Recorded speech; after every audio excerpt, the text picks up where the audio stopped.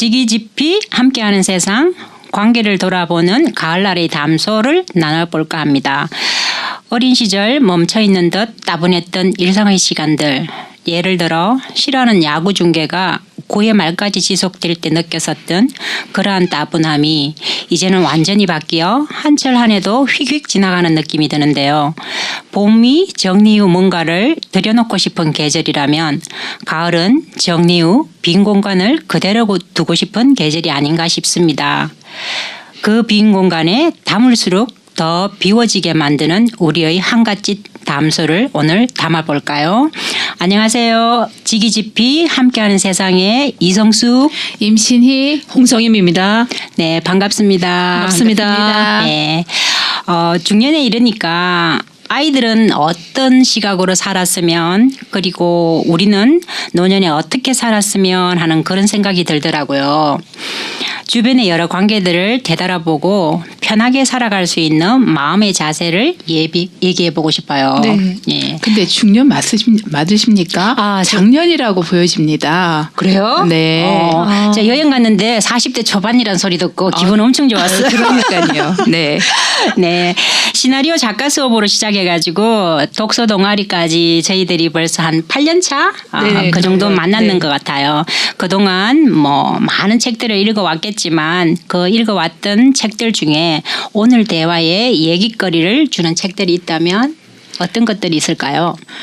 저는 성숙 씨가 추천해 주신 책들 중에서 그 49 몽블랑 둘레길을 걷다.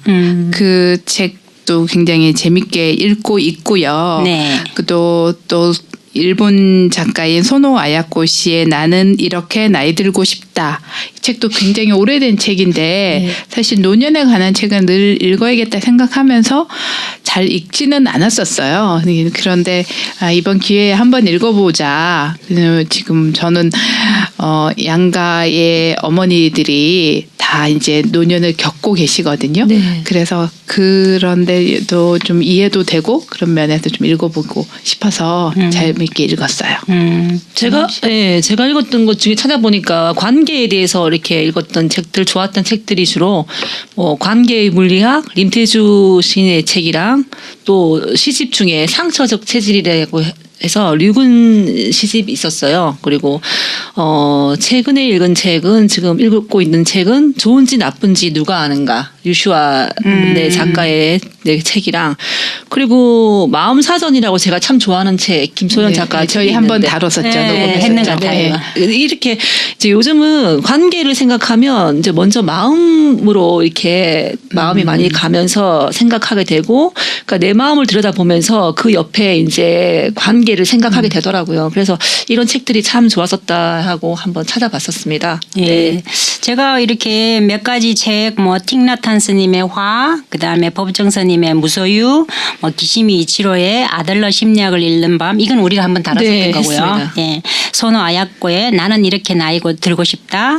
그다음에 데이비드 러베이의 49 몽블랑 둘레길을 걷다. 책을 이렇게 좋았던 거는 생활상에 화를 참 많이 내잖아요. 그리고 지금도 화를 내고 있고, 뭐 타인이 공격해 올 때든 아니면 타인이 공격하지 않더라도 제 스스로의 짜증에 못 이겨가 화를 내고 이러는데, 뭐 화를 나는 거를 뭐 화 안 난다고 할 필요는 없을 것 같고, 이 책에서 그냥 내가 지금 화내고 있다는 걸 인지만 해도 그 화의 반 이상이 줄어든다고, 그리고 그 다음 대응책은 이미 한 번에 호흡이 들어간 후에 대응하기 때문에 많이 가라앉을 수 있다고 나오더라고요. 물론 문구 그대로의 말은 아니지만 제가 이해했을 때는 네. 그렇게 됐었고요. 그다음에 소노 아야코 씨의 나는 이렇게 나이 들고 싶다. 그 책이 이분 41에 쓰신 책인데 그 나이에 이런 책을 어떻게 쓸 수 있었을까 싶고요. 그리고 거기 보면 죽음에 대해서 누구나 죽음을 생각할 수는 있는데 우리는 약간 두려워하잖아요. 그런데 죽음을 두려워하기보다는 약간 준비하는 자세라고 할까요? 외국 여행을 갔을 때 뭐 나이 들어서 외국 여행 가면 몸이 아프거나 그곳에서 큰일 생기면 비행기 값이 더 비싼데라고 어른들이 걱정하시는데, 그게 아니라 이분 같은 경우에는 화장 성락서라는 어떤 자기 자필에 그거를 소지하고 들고 다니면 어느 나라에서든 만약에 불의의 사고로 죽음을 당했을 때 그 나라에서 화장해서 아주 저렴한 비행기 값으로 미국으로 귀국할 수 있다고 하더라고요. 네. 그런 어떤 시각 같은 게 참 와닿았었고 또 삶을 길게 생각하는데 참 도움을 줬던 책인 것 같아요. 네.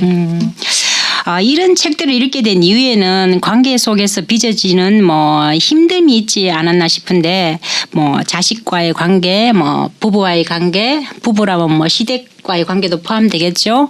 그리고 뭐 요즘 애들 키우면서 학부모들과의 관계일 수도 있고 많은 관계들이 있는데 어떤 관계들이 힘이 들었었는지 아니면 아직도 힘들고 있는지. 네, 관계 질문 받으면서 내가 어떤 고민했나 한번 생각해봤더니 이게 시기별로 관계에 대한 고민이 달랐던 것 같아요. 그러니까 20대는 나 자신을 받아들이고 나를 이해하는데 굉장히 나는 왜 이런 인간인가 이런 생각부터 해서 되게 나의 마음도 모르겠고 또 남의 마음은 더 모르겠고 그쵸. 그래서 혼돈의 어떤 그 시기여서 그게 힘들었다면 그때는 주로 심리학 책이랑 철학책을 많이 봤던 것 같아요. 이게 너무 모르겠어가지고 그랬는데 30대 때는 또 이제 아이를 키워야 되고 또 이제 제가 어른이 됐어야 되잖아요. 그래서 그때는 또 주로 육아책이랑 유아교육책을 보면서 거기에 열심히 이제 키우려고 노력했던 그런 생각이 나고 그 뒤부터 이제 관계 속에서 뭐 제가 어떻게 행동할지 그러니까 본인 스스로 나는 이렇게 정해져 있지만 내가 나의 것만 내세우면 안 되니까 관계를 속에서 나는 어떻게 행동할지 대처할지에 대해서 그런 방법들을 많이 모색했던 것 같아요.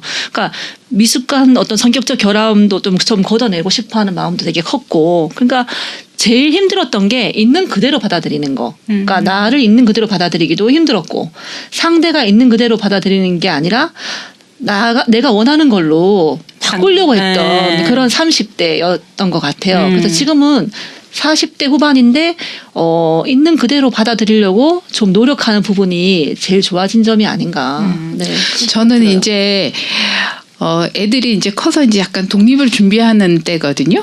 그러다 보니까 그 가족들과도 1대1로 이렇게 힘든 시기는 좀 지난 것 같아요. 그런 시댁이나 다른 우리 가족, 내 자신의 가족들과도 마찬가지고 다 그런 단계는 좀 지났는데 이게 관계가 좀 확장된다 그럴까요? 네.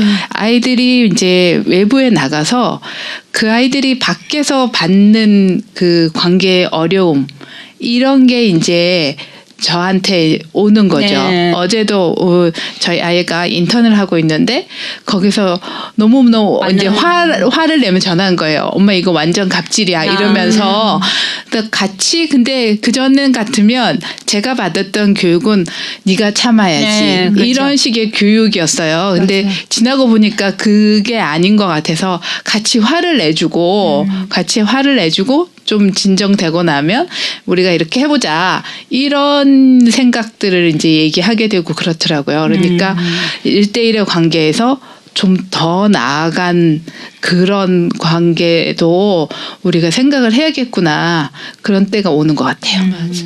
저는 아직 뭐 애들이 고등학생 뭐 아니면 한 20대 초반 그 정도의 나이인데 저는 지나오면서 제일 힘들었던 게 물론 결혼해서 처음에는 뭐 부부 관계를 떠나가 시댁하고의 관계가 굉장히 힘들게 느껴졌었어요. 그런데 큰애가 사춘기 접어들면서 중학교 고등학교 되면서 너무 힘든 시기를 보내니까 시댁 관계, 친구 관계 이런 걸 떠나서 자식 관계가 제일 힘들더라고요. 그렇죠. 영원한 숙제죠. 네.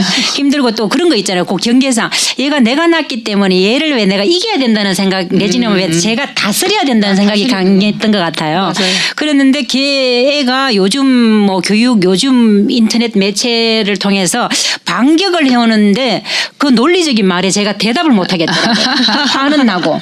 그래서 그러면서 진짜 큰애 키우면서는 많이 힘들었었고 그래서 낳아야 되겠다는 생각을 그때 처음 많이 했고 그 혼자서 걷는 것도 그때 많이 걸었었고 아까 전에 소개시켜드렸던 책도 그 무렵에 참 많이 읽었던 것 같아요. 뭐 법륜 스님의 책도 그렇고 그런데 지금은 자식 그러면 좀 낳아줘야 되겠다, 낳아야 되겠구나를 연습하고 나서 그런지 이제는 신랑도 시댁도 친정도 뭐 바깥에서 만나는 사회 속에서의 어떤 만남들도 크게 부담스럽지 않더라고요. 이제는 그쵸. 예, 제일 힘든 게 자식 문제였던 것 같아요. 네, 맞아요. 예. 그렇게 반복되어 왔던 그런 뭐 힘든 관계들, 힘든 상황들에서 이제는 그러면 뭐 어떻게 대처하시나요? 생활 속에서 뭐 스트레스 엄청 받는 어떤 관계가 있다면. 좀 약간 세대가 다른 것 같기도, 세대 차이인 것 같기도 하고 또 개인적인 차이, 성격 문제도 있는 것 같은데 저는 항상 참는 게, 본능적으로 참는 게 너무 습관화된 것 같아요. 저희 그래서 나이 때는 다 좀. 그래서 정당하게 화내는 방법을 저희는 훈련을 못 받았던 것 같아요. 그냥 수직적인 관계에서 네네. 잘할 때는 항상 우리가 미치니까 위에 부모님이 잘못을 하셔도 맞아요. 우리는 그걸 반격하지 못하고 자란 세대잖아요. 네. 그래서 아이들이 나의 잘못해서 정당하게 반격을 하면 저희는 막 상처를 받는 거예요. 그렇죠. 그래서 그래, 그 쿨하게 인정하기가 어려웠던 거. 그래서 저는 또 요즘은 다른 사람들의 어떤 관계에 있어서 그 사람이 뭔가 잘못을 했을 때 화내지 않고 정당하게 그 잘못을 지적하고 나를 방어할 수 있는 거, 그런 걸 더 많이 훈련하고 있는 것 같아요. 네, 그게 진짜 연습이 필요한 게 네. 참는 거 익숙해지다 보니까 네. 어느 순간 참다 보면은 나 분노 게이지 이르잖아요. 네, 그럼 혼자 그때 폭발하면 아무도 이해 못하는 거. 네, 이게 맞아, 제일 맞아. 문제인 저 것 사람 같아요. 왜 저래? 막 이렇게. 네, 그게 문제인 거. 그러니까 저는 이런 상황들에서 대부분 이제 상대를 되게 여러 번 설득하는 부분이 있어요. 그러니까 이제 여러 번 설득하다 보면 상대가 조금은 이해 폭을 가지게 되는 것 같더라고요. 그러니까 네. 설득하는 게 제일 많이 설득시키는 게 남편이겠죠. 너무 힘드니까 남편은. 그렇게 제일 자주 보니까. 늘 보고 늘 뭔가 이렇게 합리적인 걸 원하니까 나는 합리적이지 않거든요. 감정적이거든요, 굉장히. 근데 굉장히 감정적인 사람한테 막 이런 합리적인 걸 요구하니까 항상 그거 맞추기 위해서 애썼던 것 같아요. 그래서 늘 설득했고, 그리고 가까운 사람일수록 저는 이해의 폭을 제가 넓히는 것 같아요. 그러니까 그게 인간에 대한 어떤 그런 감정이 되게 좋아하는 것도 있지만, 그리고 가장 빠른 방법이에요. 내가 먼저 이해를 많이 해버리면 이게 굉장히 쉬워져요. 왜냐면 나만 이해하면 되니까. 저쪽에서는 언젠가는 받아들이고 좀 그걸 깨달을 때가 있어요. 늦긴 하지만. 좀 정임 씨가 많이 넓어져서 그래요. 저 그러니까 원래 좀 넓지 않았나요? 마음이 네. 그리고 세 번째 방법은 그냥 기다려줘요. 그래도 안 될 때는 그냥 기다려줘요. 근데 이거는 자식한테서 내가 가장 제가 많이 쓰는 방법 했던 거. 너무 이해 안 되고 너무 이게 감당할 수 없어서 그냥 너무 이해 안 되는데 이럴 때는 그냥 차라리 기다려줬어요. 네. 제가 같은 경우는 이제 관계들 속에서 힘들 때는 왜 지하철에서 이렇게 왜 물건 팔러 다니는 행상인들 있잖아요. 그분들까지도 한 번씩은 내가 어떻게 행동을 해야 되나 고민이 되더라고요. 예를 들면 지하철 하루 탔는데 어떤 날 한 3-4분을 만나요. 그럼 만날 때마다 이걸 다 사줘야 되나? 그럼 사주면 이 사람들이 이 돈으로 뭐 생활을 할까? 아니면 이걸 다시 누구한테 그냥 또 갖다 바치는 건 아닐까? 그런 생각까지, 불필요한 생각일지는 모르겠지만 하면서 관계들을 이렇게 생각해 봤는데, 부부 관계는 어차피 어른이니까 있는 그대로 인정해주고자 노력하고 또 그게 되더라고요. 그리고 같은 자식이지만 성인이 된 자식과 아직 성인이 안 된 자식이 있잖아요. 성인이 된 자식은 걔도 있는 그대로 인정해 주려고 해요. 마음에는 안 들더라도. 다만 이제 아직 성인이 안 된 자식은 제가 약간 좀 터치 내지 관리를 하고자 하는 거고, 행상인들 같은 경우는 그래 하루에 한 번은 그냥 처음 보는 한 번은 사드리고 나머지는 그냥 어떻게 나도 사람인데 하고 지나가자 이런 류의 규칙 그런 걸 정해놓고 지금은 생활하고 있는데요.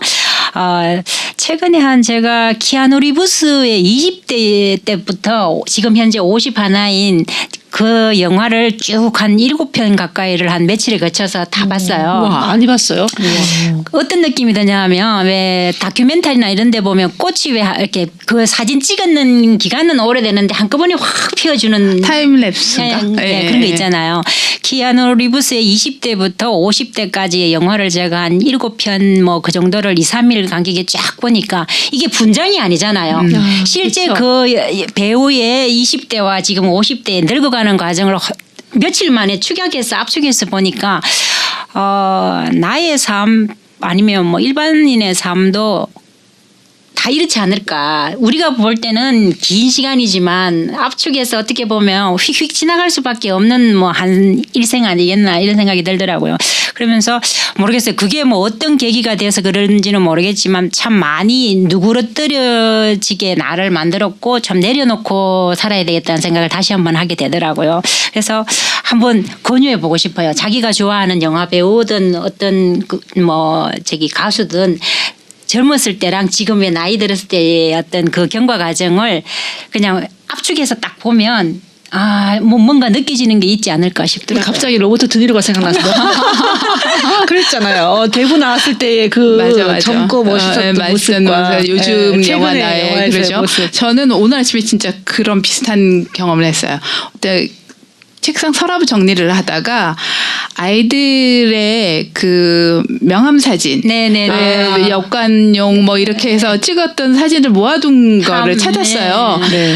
그 아기일 때부터 지금은 성장해서 뭐 초등학교 몇 학년에서 중고등학교를 쫙 이렇게 보니까 어머머. 아이들이 이렇게 컸구나라는 맞아요. 거를 네. 그냥 뭐 이렇게 그 일반적인 사진을 이렇게 보는 거랑 또 다르더라고요. 그냥 증명사진으로 맞아요. 쫙 해서 보니까 정말 그죠. 이런 그리고 너무 좋았던 게 얘네가 이렇게 커가는 동안 내가 옆에 있었구나라는 그것이 되게 뿌듯하고 기분 좋았어요. 그 반대로 오늘 아침 우리 남편은 많이 늙었네. 그 얘기를 듣고 제가 갑자기 기분이 확 나쁜 게 아니라 그 세월을 우리가 같이 있었구나. 그만큼 그렇죠. 흘렀구나. 네, 그런 뭐든지 이해하기 나름입니다. 맞습니다.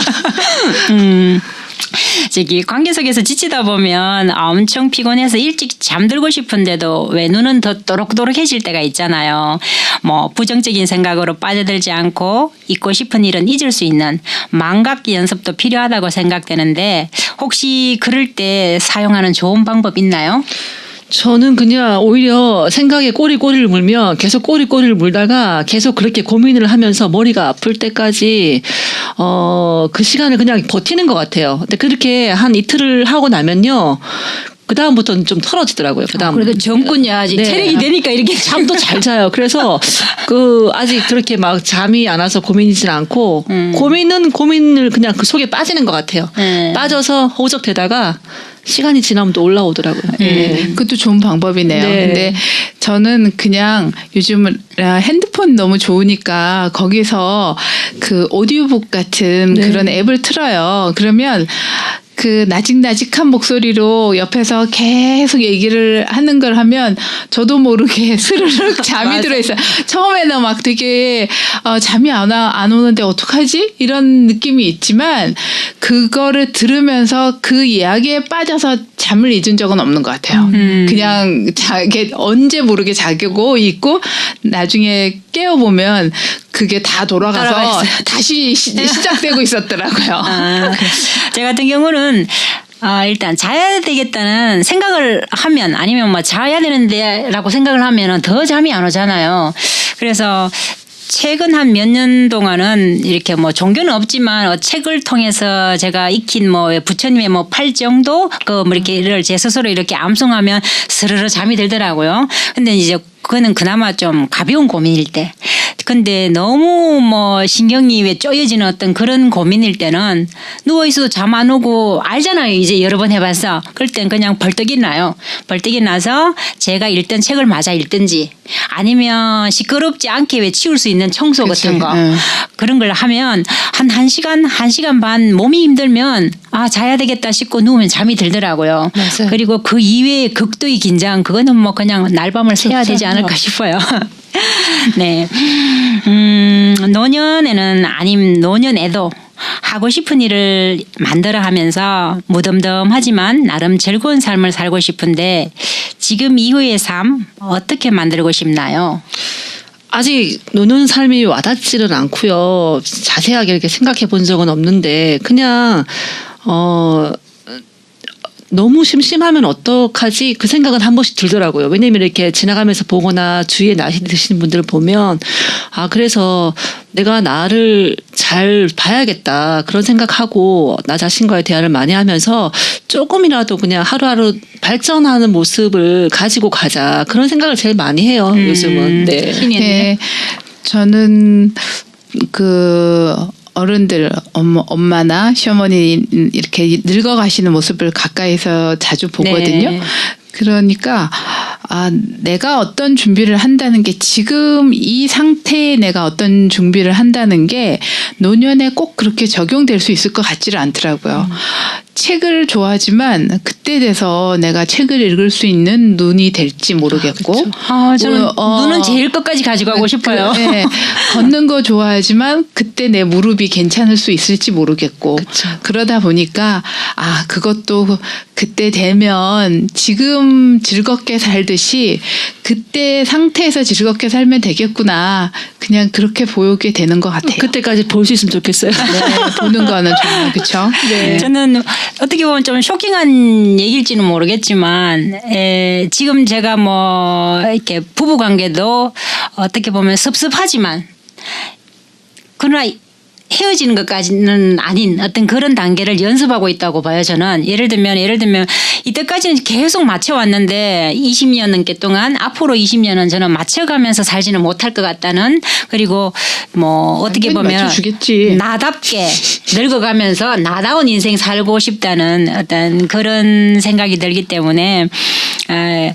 조금 더 나이 들어서는 지금은 왜 방이 따로 있듯이 현관문 같이 들어가서 방이 따로 있는데 지금 그거 말고 현관문 들어가기 전에 이렇게 나누어지는 집 조그만 거 맞은편 이거 101호 102호 뭐 이런 식으로 그렇게 하면서 각자의 공간을 가지고 각자의 편한 생활 방식이 있을 거 아니에요. 뭐 누구는 어지러 놓는 게 편한 방법일 수도 있고 누구는 정리정돈이 돼야 되는 방법이 편할 수도 있으니까 그렇게 하면서 뭐 차 마시거나 술 한잔 하거나 얘기가 필요할 때 건너갔다 건너오면서 그렇게 살면 되지 않을까 그런 생각을 하는데 다른 사람들한테 얘기하니까 뭐 조금 생뚱맞다는 반으로 보이더라고요. 어떤 사람은 실제 그렇게 집이 나오기도 한대요. 그래서 그렇게 하면서 나이 들었을 때는 요양원이 아닌 약간 휴양원의 차원에서 제만의 어떤 공간을 가지고 그렇게 살아가고 싶다 생각이 듭니다. 네, 오늘 또 이렇게 즐거운 얘기 나눠봤는데요. 사람들과의 관계 속에서 불면증으로 지샌 밤들을 보내기도 했고요. 뭐 여러 날들을 보냈는데 이 가을에는 떨구거나 보내는 거에 더 익숙해지며 높은 가지 끝에 앉은 새처럼 먼 산 바라보며 관조의 마음으로 겨울을 기다려볼까 합니다. 네, 보고 들어주셔서 감사합니다. 감사합니다. 네.